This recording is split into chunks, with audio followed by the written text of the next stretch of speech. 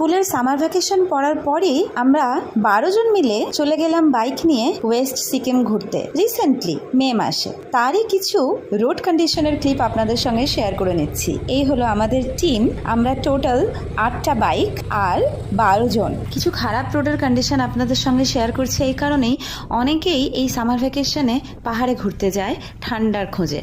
তো দার্জিলিং তো খুব কমন জায়গা, এত ভিড় হয়ে যায় যে ওখানে একটু তিল ধারণের জায়গা থাকে না, মোটামুটি ছোটখাটো গঙ্গাসাগরের মেলাতে পরিণত হয়। তো সিকিম যাওয়ার একটা ট্রেন্ড থাকে। নর্থ সিকিম তো এই বর্ষাকালে বা মনসুন সিজনে যাওয়া কোনো মতেই সম্ভব নয়, প্রত্যেক দিনই নতুন নতুন অ্যাক্সিডেন্টের খবর আর ধসের খবর আসতেই আছে। কিন্তু ওয়েস্ট সিকিম তুলনামূলকভাবে সেফ, তাও রোডের যা কন্ডিশন দেখলাম বেশ ভয়াবহ।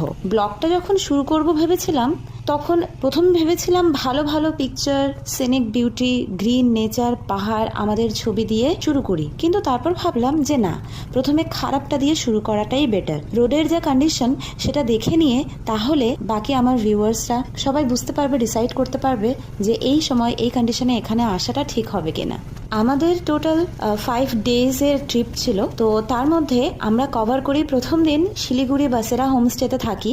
সেখান থেকে সকাল 8টার মধ্যে বেরিয়ে গিয়েই আমরা পৌঁছে যাই একদম রাবাংলা। রাবাংলা যাওয়ার পথে আমরা নামচি কভার করি, নামচির চারধাম কভার করে আমরা রাবাংলা পৌঁছে যাই সন্ধ্যের সময় বুদ্ধা পার্কটা এনজয় করা হয় লাইটের খুব সুন্দর মায়াবী আলোয়। পাহাড়ে কুয়াশা আর মেঘের মধ্যে বিশাল আকায় বুদ্ধ মূর্তি, অদ্ভুত সুন্দর মায়াবী লাগছিল।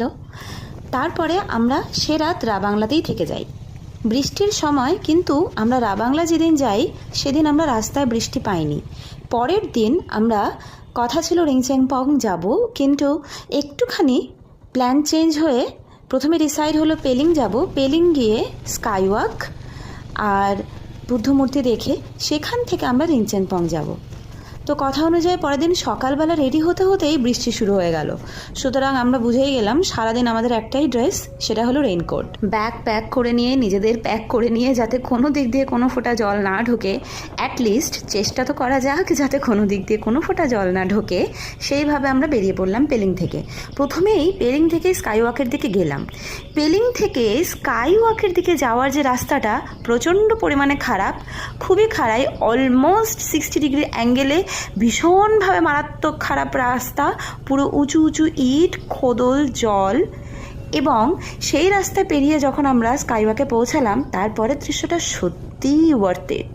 মনে হচ্ছিল যে এত কষ্ট করে পৌঁছানোটা এবার সার্থক। স্কাইওয়াক ঘুরে আমরা চললাম রিংচেংপংয়ের উদ্দেশ্যে, কিন্তু তার আগে কাঞ্চনজঙ্ঘা ফলস আর খেচুপেরি লেক, এই দুটো আমাদের